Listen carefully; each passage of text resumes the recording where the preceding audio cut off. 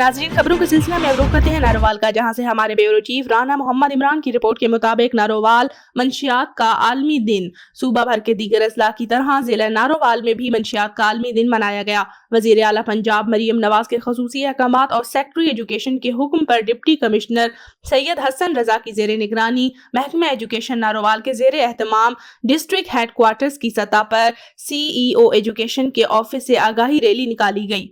इसकी क़ियादत CEO education Yasin Virk ने की।